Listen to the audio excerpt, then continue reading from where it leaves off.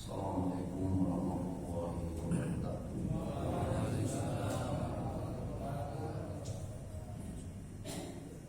Innal hamdalillah nashkuruhu syukran katsiran lillah alladzi a'tana siqatan wa afiyatan wa hidayatan hatta nastati'a an nastami'a bi hadhihi al-jalsa fi masjidina hadzal masjid al-ikhlas.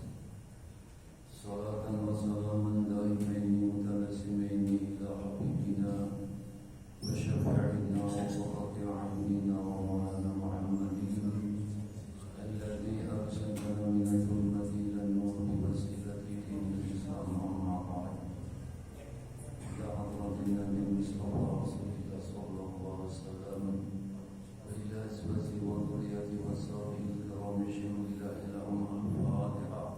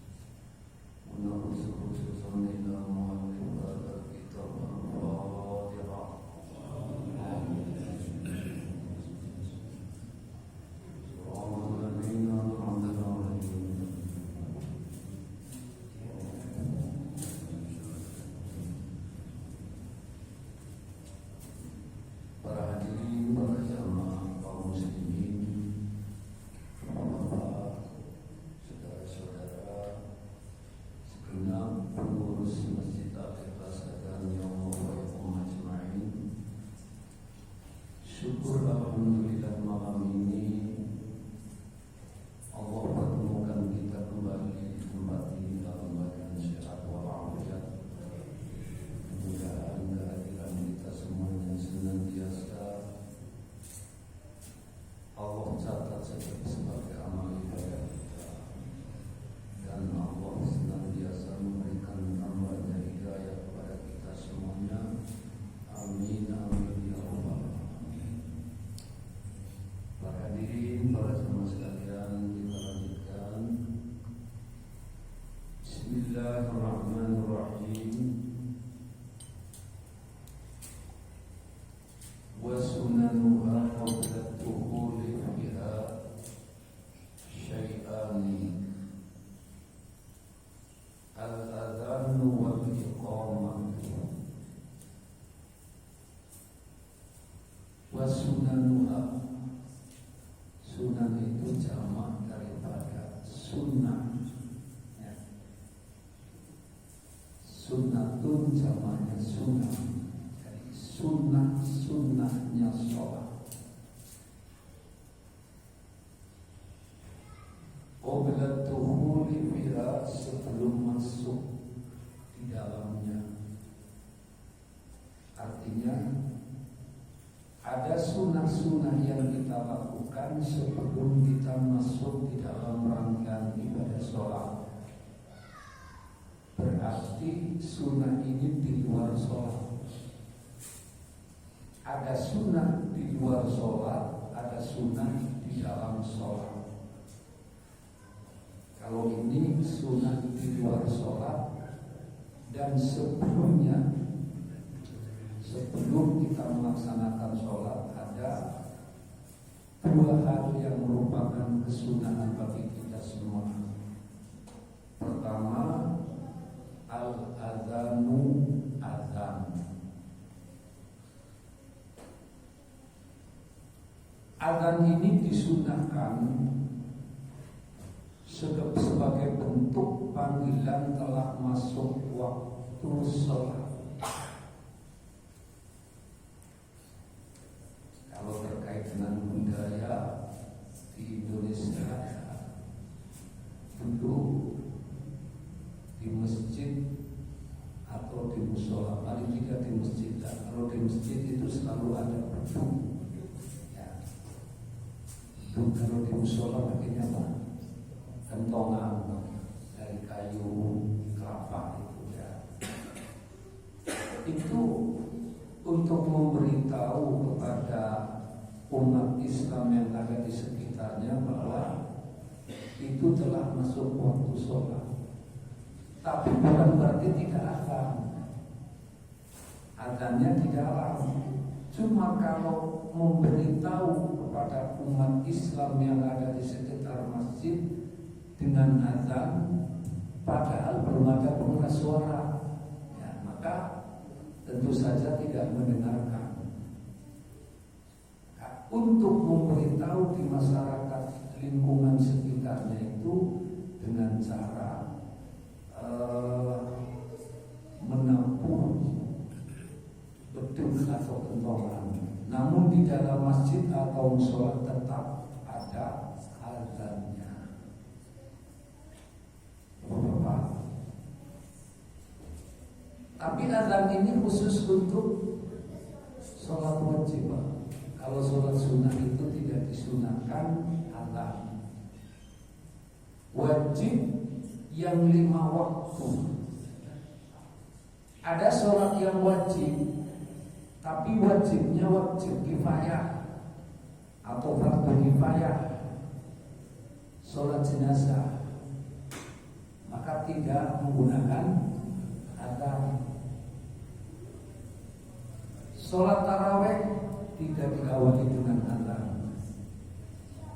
Sholat istisqa tidak diawali dengan azan.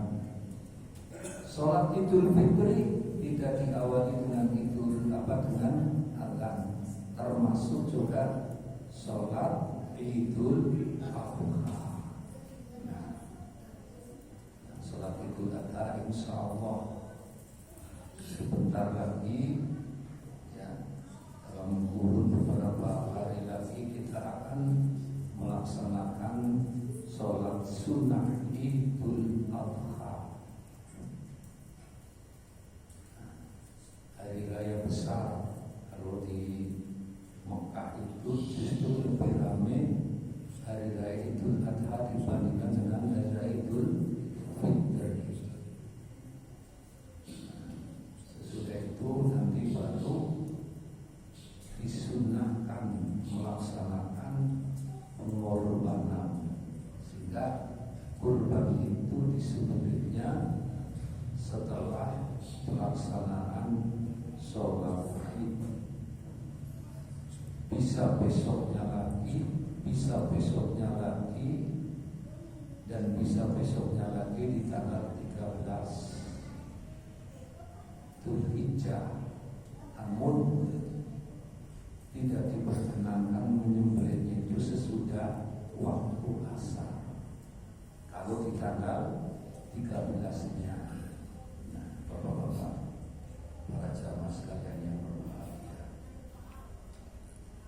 Jadi azan ini disyariatkan pada tahun pertama Hijriah. Sebelumnya sholat sudah diwajibkan. Sebelum Rasulullah hijrah itu kan sholat sudah diwajibkan di Mekah. Di Mekah itu kira-kira 1 tahun lebih dikit lah. Itu tidak pakai azan.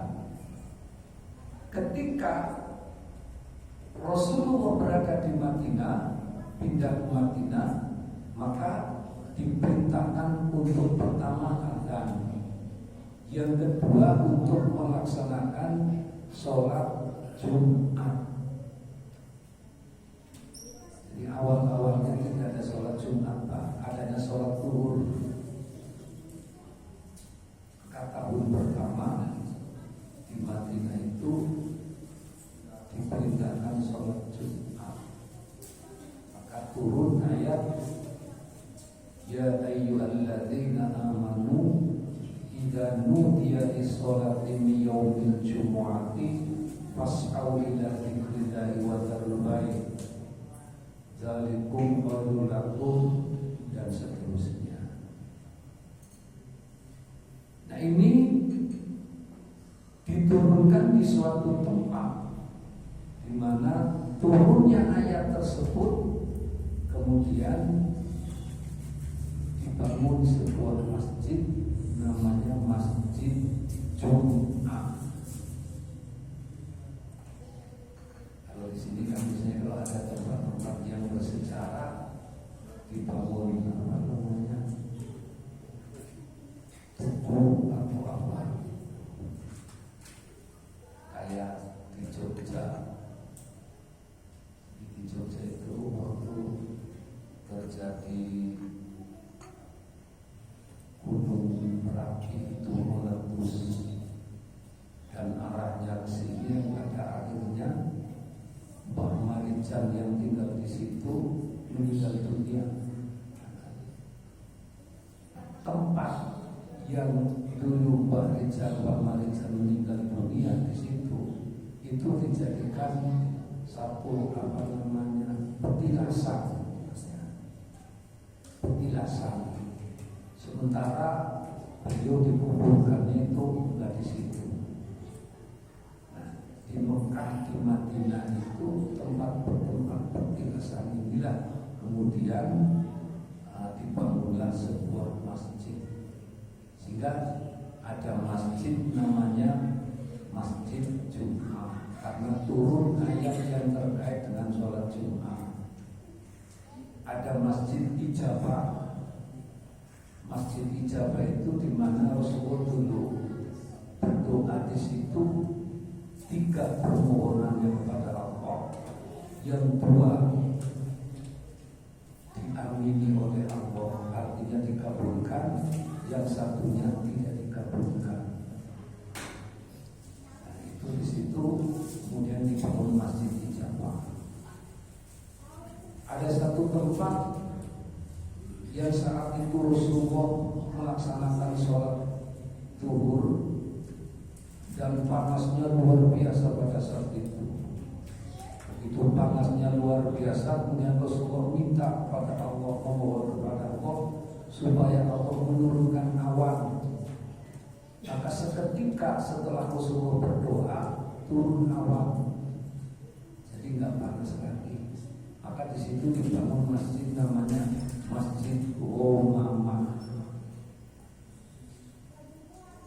Ada masjid Qiblatain dan ada masjid-masjid yang lain, termasuk rumah-rumahnya para sahabat itu juga dibangun sebagai masjid.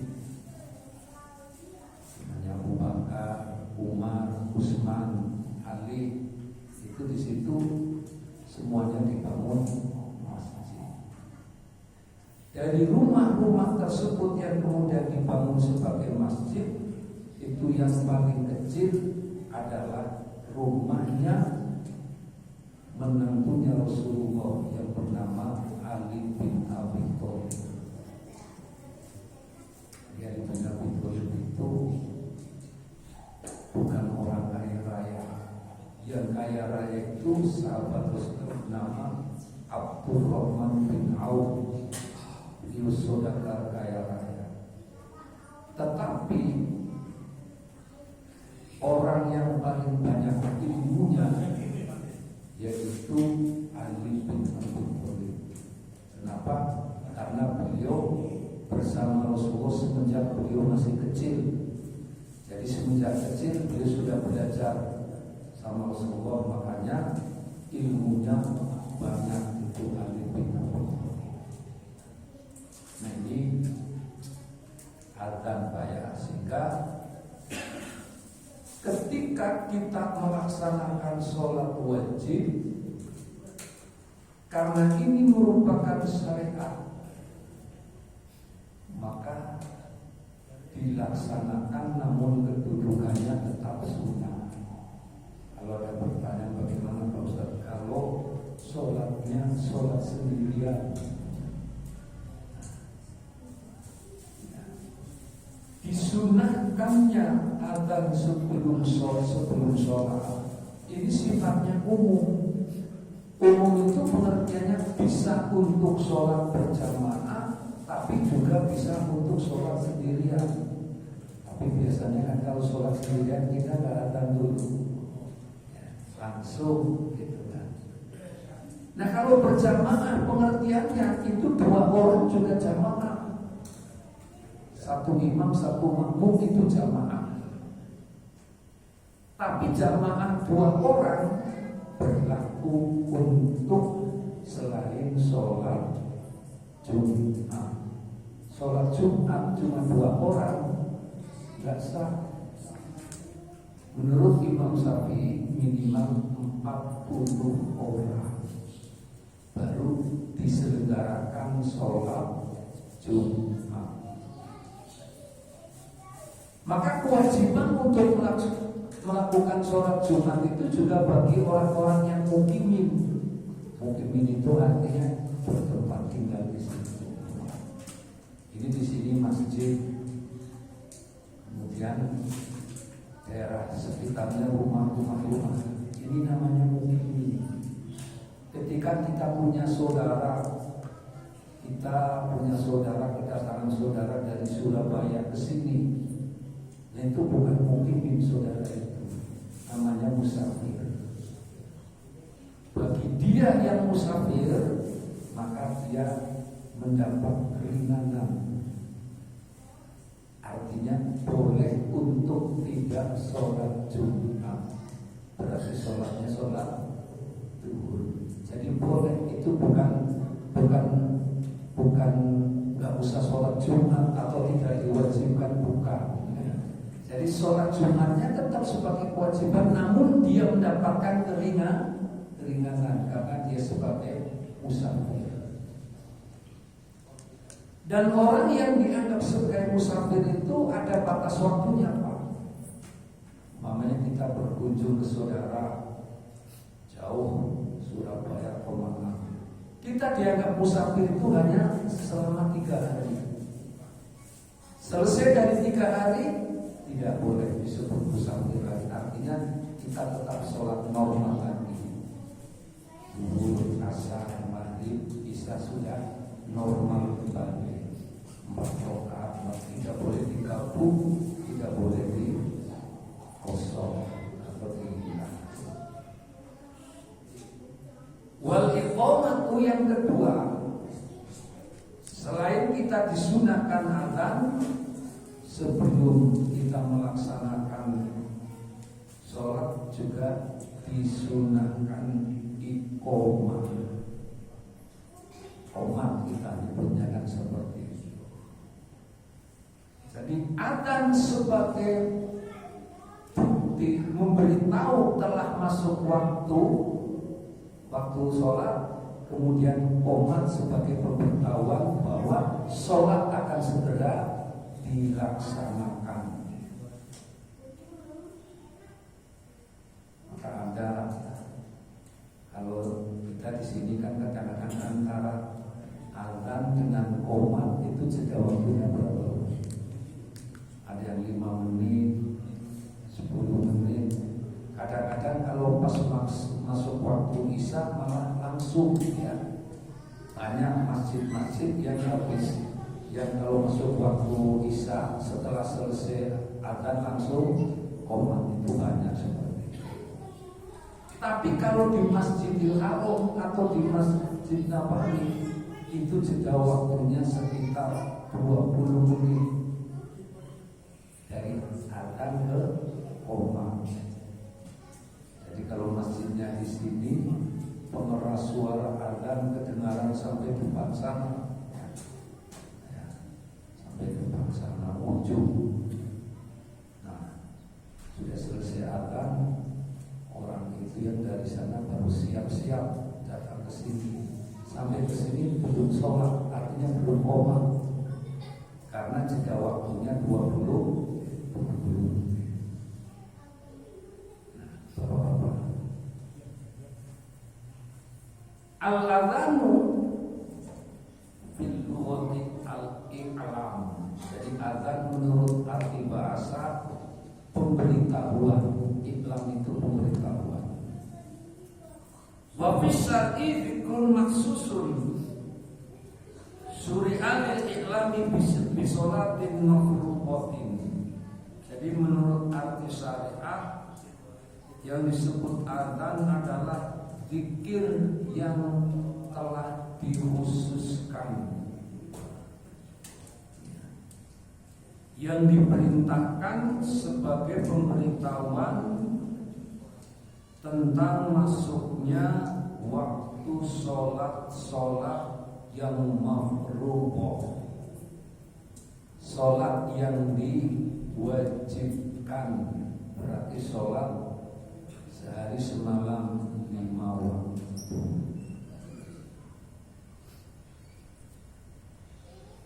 Nah, selain ini, karena sholat Jumat itu juga merupakan bagian sholat wajib, itu juga adzan dan qomah. Maka kalau Jumat itu kita kan di sini 2 kali adzannya banyak, adzannya 2 kali. Ada yang adzannya cuma sekali. Jadi yang 2 kali atau yang 1 kali tidak perlu dipermasalahkan. Namun demikian, kalau ada pertanyaan bagaimana yang baik, yang 2 kali atau yang sekali, yang baik itu adalah menurut kebiasaan masjid yang sudah berlaku. Kalau sudah biasa 2, lanjutkan 2. Jangan kadang-kadang ada sudah biasa 2, tahu-tahu muncul orang baru diubah menjadi 1. Itu akhirnya menjadi gaduh. Yang baik adalah yang sudah terbiasa di situ. Termasuk juga sholat sunnah yang lain seperti sholat tarawih. Sholat tarawih sudah biasa 23, laksanakan biasa 23. Bapak-bapak, para hadirin, para jamaah sekalian, wal adzanu wal iqamatu masyru'ani bil kitab was sunnah. Nah, ini jadi adzan dan qomat ini diperintahkan karena ada dasarnya. Walaupun hukumnya sunnah, tapi tetap ada dasarnya, yaitu Al-Quran dan hadis, Al-Quran dan sunnah, sekaligus wa ijma'il ummati, kesepakatan umat. Ijma' ini artinya kesepakatan. Ayat yang terkait dengan perintah adzan bunyinya wa idza nadaitum ila sholati, dan apabila kalian semuanya dipanggil untuk mendirikan sholat. Wa qala subhanahu wa ta'ala idza nudiya lis-sholati min yaumil jumu'ati, apabila kalian semuanya dipanggil untuk melaksanakan sholat Jumat, fas'au ila dzikrillah, maka bersegeralah untuk ingat kepada Allah. Bapak-bapak, para jemaah sekalian, ini ada perbedaan antara sholat zuhur dengan sholat Jumat. Perbedaannya di mana? Perbedaannya itu di ayat yang berbunyi idza nudiya lis-sholati min yaumil jumu'ati fas'au ila dzikrillah. Fas'au ila dzikrillah. Walaupun ada kaidah usul fikih yang mengatakan al-aslu bil amri la yaqtatil fawra, gitu ya. Asal mula perintah itu tidak harus segera dilaksanakan. Umpamanya Allah menyuruh kita untuk melaksanakan sholat zuhur, itu tidak harus segera dilaksanakan. Pengertiannya, ketika zuhur masuk jam 12:05, tidak harus kita sholat zuhur jam 12:05.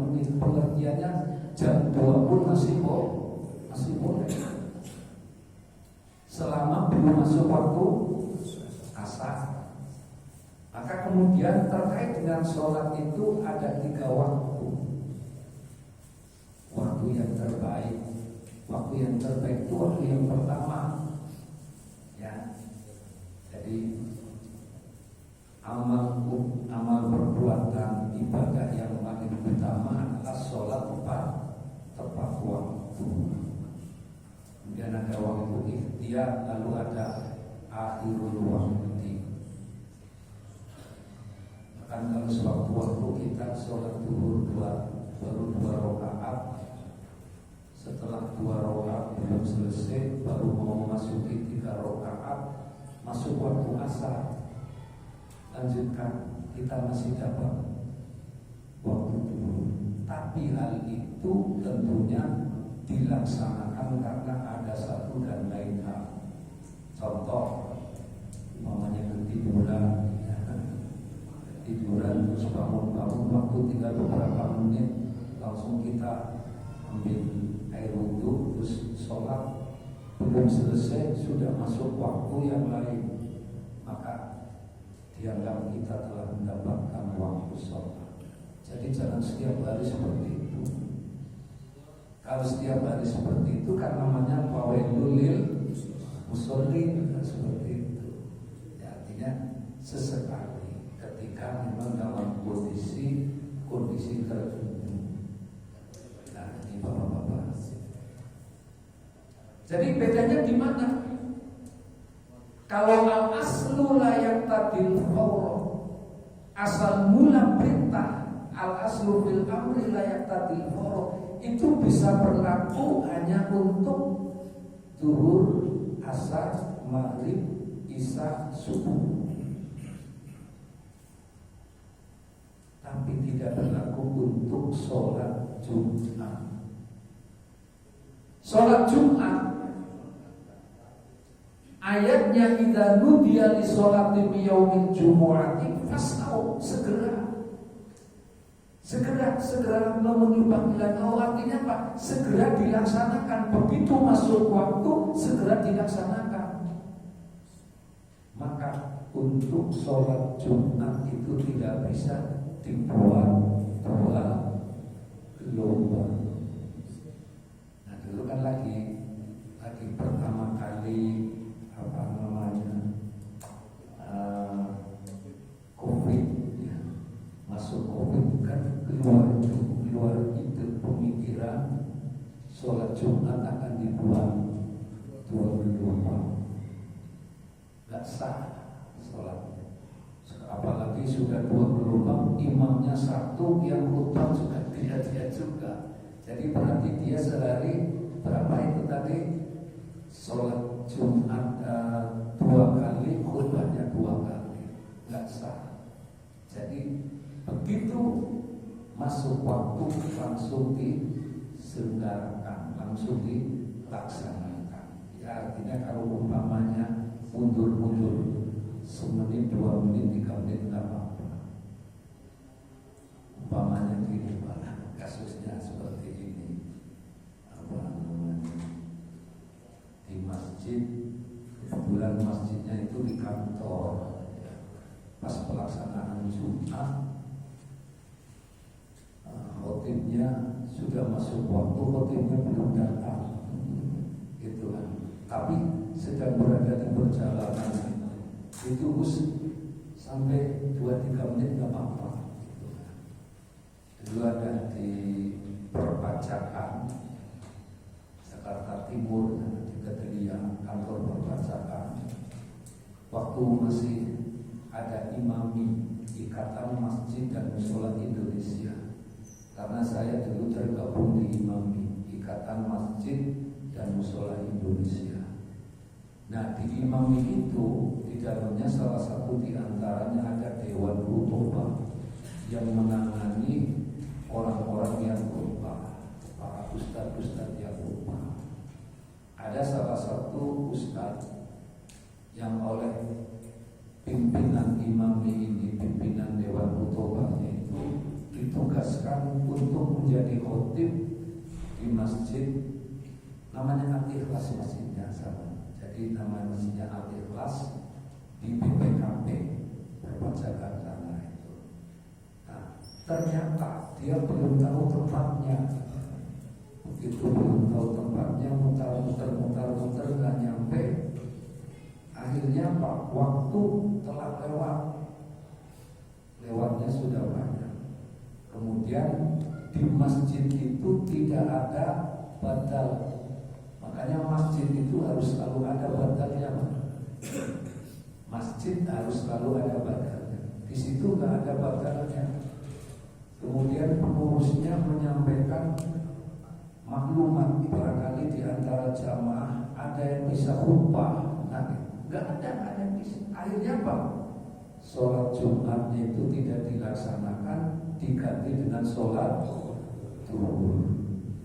Di masjid jangan sampai terjadi seperti itu. Ya, artinya jangan sampai terjadi khotibnya tidak datang, kemudian diganti dengan sholat zuhur. Terkadang, terkadang ya. Kalau itu tadi artinya khotibnya tidak datang karena tidak tahu alamatnya, waktu itu beberapa puluh tahun yang lalu. Tapi terkadang juga ada dua khotib datang sekaligus. Di sini pernah terjadi seperti itu nggak Pak? Pernah ya. Nah, iya. Itu pernah terjadi seperti itu. Satu masjid dalam satu waktu dua orang datang. Nah, nanti biasanya kebijakan dari pengurus mana dilihat khutbah daya jadwalnya khutbah mana. Oh si A dia naik, yang satunya jadi imam. Itu biasanya seperti itu. Jadi yang naik itu yang memang jadwalnya. Nah itulah sebabnya maka untuk mengantisipasi terjadinya seperti itu, nomor HP itu perlu dan satu hari sebelumnya dikonfirmasikan dulu. Nah ini kadang-kadang yang terjadi seperti itu ketika di masjid itu terjadi perubahan pengurus. Begitu terjadi perubahan pengurus, kemudian diganti itu, setelah diganti tidak dikonfirmasikan kepada yang bersangkutan. Nah orang yang sudah masuk jadwal khotib di situ, padahal dia sudah diganti, cuma dia menganggap bahwa saya ada jadwalnya di situ, akhirnya datang. Itu yang sering kali terjadi, bentrok, dua orang datang. Jadi karena itu perlu nomor HP-nya itu khotib-khotib ini dimiliki dan dikonfirmasikan satu hari sebelumnya supaya tidak terjadi bentrokan dua orang itu datang. Bapak-bapak, para hadirin. Wal ikhbaru fi dzalika kathiratun. Nah, sementara tadi kan kita nudia di sholat itu kan ayat-ayat Al-Quran yang terkait dengan azan. Sementara hadis-hadis yang terkait dengan azan itu banyak sekali Pak. Minha hadis Malik ibn Huwairis radhiyallahu anhu. Di antara hadis yang banyak itu adalah hadis yang bersumber dari Huwairis radhiyallahu anhu. Qala Rasulullah sallallahu alaihi wasallam, idza hadaratis sholatu falyu'adzin lakum ahadukum wal yakum makum akbarukum. Apabila telah datang waktu sholat, falyu'adzin, maka azanlah. Maka hendaknya azanlah lakum untuk kalian semuanya. Siapa ahadukum, salah satu di antara kalian. Nah, ada sesuatu ini yang tidak pernah dilakukan oleh Rasulullah. Rasulullah perintah, karena ini kan perintahnya datangnya dari, tapi Rasulullah tidak pernah melakukan. adzan. Jadi Rasul itu tidak pernah adzan. Jadi Rasul itu jadinya imam terus. Tapi begitu beliau sakit menjelang wafatnya, kemudian beliau menyuruh kepada Abu Bakar untuk menggantikan menjadi imam pada waktu sholat subuh. Nah, karena itulah maka perintah Rasulullah kepada Abu Bakar untuk menggantikan menjadi imam pada waktu sholat subuh itu dipersepsikan, dianalisa, ditafsirkan oleh para sahabat bahwa setelah Rasulullah meninggal dunia, beliaulah orang yang menggantikan Rasulullah. Maka pada saat Rasulullah wafat hari Senin, kemudian saat Rasulullah wafat belum dikuburkan, itu orang-orang Ansor itu berkumpul di suatu tempat. Tempat itu namanya Sakifah Bani Sa'idah. Jadi posisinya sekarang itu agak ke sana di depan Masjid Nabawi. Kira-kira berapa puluh meter itu ada tempat yang dipagar. Itu isinya ada pohon-pohonan. Saya juga baru tahu 2 tahun yang lalu. Itu yang namanya Sakifah Bani Sa'idah, yaitu tempat pada saat Rasulullah meninggal dunia, sahabat-sahabat Ansor, artinya sahabat-sahabat yang berasal dari Madinah berkumpul di situ untuk membicarakan tentang siapakah pengganti Rasulullah. Maka sahabat-sahabat Ansor menunjuk salah seorang sahabat, ya, Sa'ad bin Ubadah yang ditunjuk. Tapi hal itu diketahui oleh sahabat-sahabat Muhajirin, artinya sahabat-sahabat Rasul yang berasal dari Mekah. Kemudian sahabat-sahabat Muhajirin datang ke sana untuk bertemu dengan mereka. Terus Umar bin Khattab menyampaikan, inilah orangnya, pemimpin dari kami, kalian menteri-menterinya, begitu kira. Akhirnya setelah Umar bin Khattab ngomong seperti itu, kemudian Umar bin Khattab memegang tangannya Abu Bakar. Inilah orangnya yang akan menggantikan Rasulullah. Kemudian diberikan alasan-alasan kenapa Abu Bakar ini menggantikan Rasulullah. Pertama, Abu Bakar adalah orang yang pertama kali masuk Islam. Jadi sebelumnya baik Islam, Abu Bakar yang pertama kali masuk Islam. Yang kedua, Abu Bakar orang yang pertama kali diperintah oleh Rasulullah untuk menjadi imam pada waktu sholat subuh ketika Rasulullah sakit. Dan yang ketiga, Abu Bakar itu orang yang pertama kali mempercayai peristiwa Isra Mi'raj. 3 alasan inilah yang dikemukakan oleh Umar bin Khattab yang kemudian akhirnya diterima. Jadi khalifahnya Abu Bakar dari Muhajirin, menteri-menterinya, pembantu-pembantunya dari Ansor. Maka ketika Rasulullah ke Madinah, ada 3 hal yang dilakukan oleh Rasulullah. Apa yang dilakukan oleh Rasulullah? Pertama, mempersaudarakan antara sahabat Muhajirin dengan sahabat Ansor. Ya, dipertemukan, ya, mempersaudarakan bahwa itu adalah saudara, sama-sama Muslim. Pertama, yang kedua yang dilakukan oleh Rasulullah adalah membangun masjid, tempat-tempat ibadah. Yang ketiga apa kira-kira? Yang terkait dengan perekonomian apa? Membangun pasar. Jadi 3 itu mempersatukan sahabat Muhajirin dengan Ansor.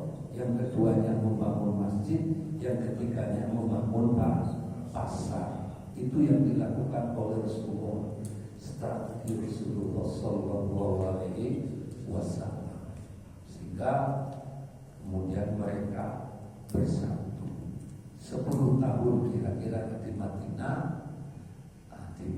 Di Mekah kan beliau menyebarkan Islam 13 tahun, di Madinah 10 tahun. 10 tahun sudah berdiri negara namanya Al-Madinatul Munawwarah. Dulunya namanya Yasrib. Al-Madinatul Munawwarah itu artinya apa? Kota yang berperadaban. Nah, itulah. Dan yang kemudian karena di sana di Madinah pada saat itu pemerintahan sudah dipegang oleh Rasulullah, tapi hidup juga orang-orang yang agamanya bukan Muslim, bukan Islam. Orang Yahudi saja ada berapa golongan di situ? Ada Yahudi Banu Qainuqa, Yahudi Banu Nadir, ya, ada satu lagi. Itu hidup di situ bersama-sama, kemudian membuat sebuah kesepakatan. Kesepakatan itulah yang kemudian dinamakan Piagam Madinah. Nah, karena itulah dulu ulama-ulama di Indonesia ketika Indonesia merdeka itu oleh ulama-ulama dari NU ini dibuatlah sebuah struktur kenegaraan itu yang mengacunya kepada Piagam Madinah. Karena Indonesia ini orangnya banyak, agamanya berbeda-beda. Maka kemudian Pancasila itulah sebagai dasar negaranya, itu Pancasila. Setelah Rasulullah meninggal dunia, digantikan oleh Abu Bakar. Abu Bakar meninggal dunia digantikan oleh Umar. Umar meninggal dunia digantikan oleh Utsman. Utsman meninggal dunia digantikan oleh Ali. 4 kali pergantian, teknisnya berbeda-beda. Cara penggantiannya berbeda-beda. Makanya di dalam Islam itu tidak ada sebuah bentuk yang baku tentang pergantian atau tentang pengangkatan seorang pemimpin. Abu Bakar adalah atas dasar usulan Umar bin Khattab. Kemudian Umar bin Khattab berdasarkan musyawarah, sama-sama musyawarah tapi teknisnya berbeda. Ya. Kemudian saat Utsman bin Affan itu juga berbeda. Nah, karena itu maka inilah yang kemudian wasyawirhum fil amri syura bainahum fa idza azamta fatawakkal 'ala Allah. Itu nanti sebuah negara itu bentuknya berbeda-beda. Intinya musyawarah. Nah, kalau musyawarah di sini di Indonesia ada namanya apa itu? Kan nggak mungkin orang sekian ratus juta musyawarah bersama-sama. Kita diwakilkan kepada DPR kan begitu. Itu menjadi perwakilan. Maka sekarang ini ada yang baru lagi beberapa hari yang lalu Amin Rais ngomong lagi itu, katanya sekarang nanti tahun 2024 pemilihan presidennya itu balik lagi seperti dulu. Balik lagi seperti dulu apa itu? Dipilih oleh DPR di sana. Padahal dulu yang mengamandemen itu juga atas usulan Amin Rais dulu, itu sama seperti baru. Sekarang balik lagi seperti itu lagi. Nah, bapak-bapak, para hadirin jemaah sekalian, jadi ini hadis yang terkait dengan masalah azan. Wal yaqumakum akbarukum.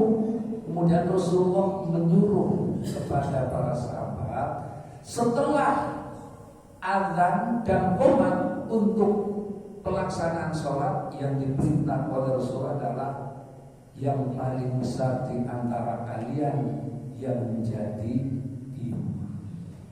Nah, kemudian yang paling besar di antara kalian nanti ditafsirkan, ya. Tafsirkan artinya besar itu bukan besar badannya, gitu ya. Umurnya maksudnya paling tua. Nah, kemudian ada lagi penafsiran yang lain, ya.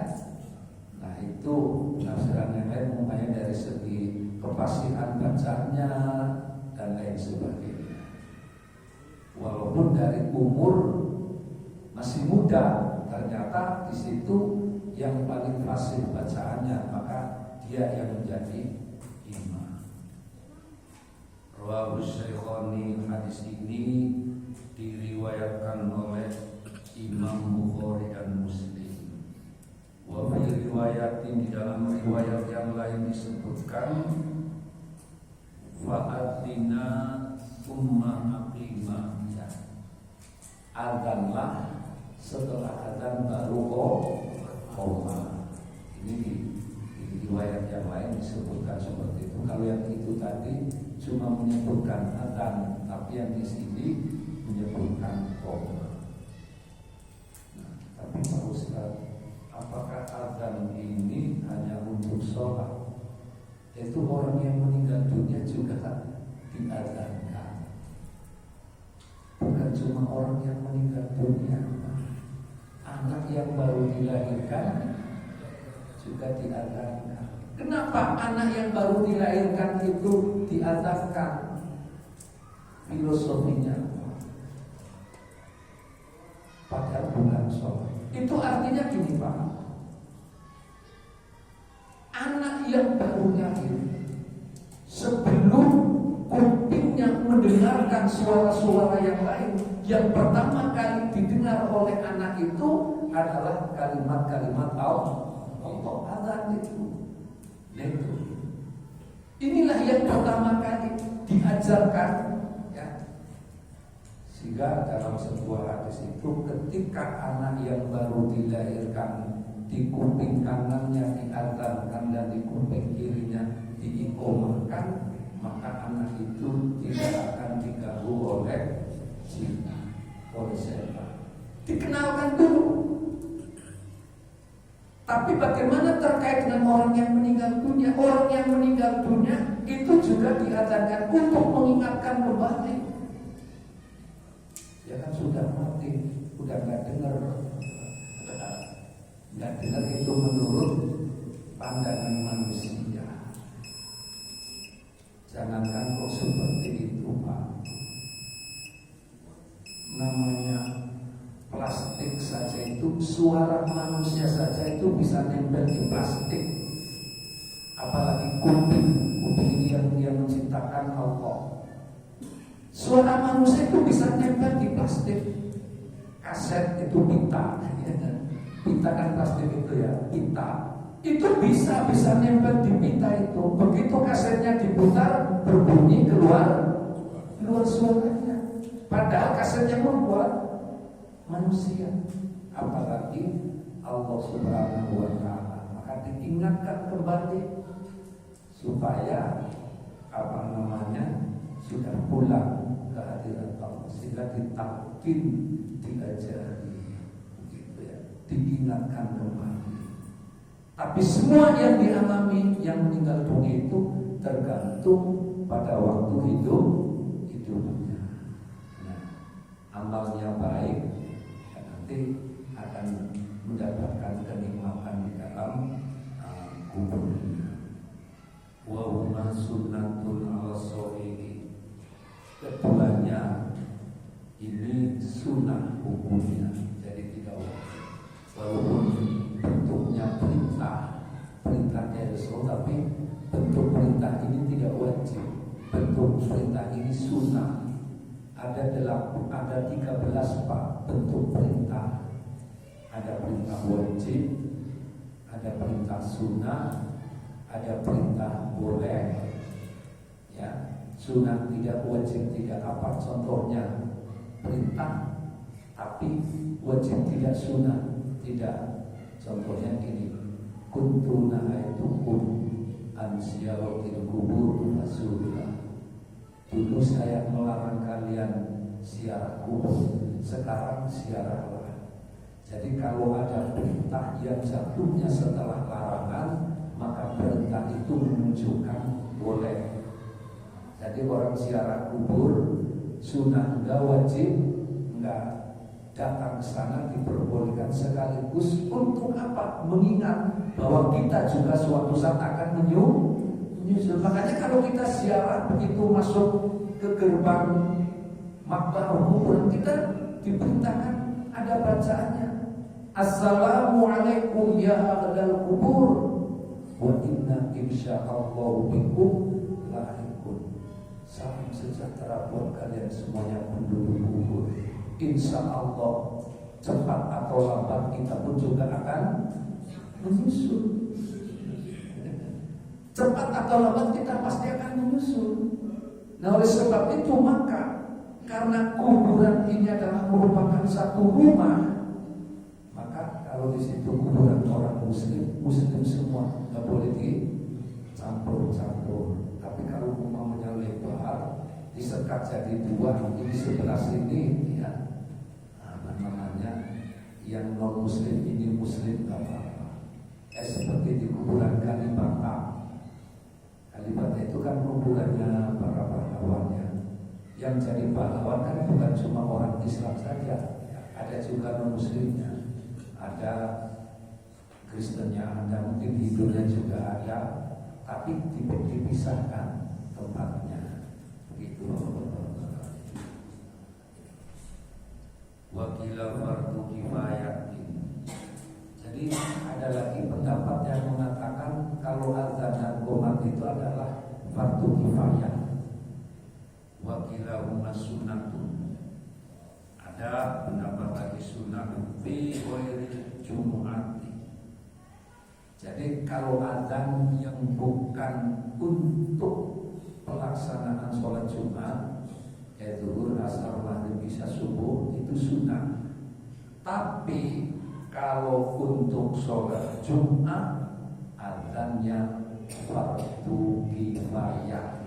Itu untuk sholat Jumat. Jadi bukan fardu ain, tapi fardu kifayah.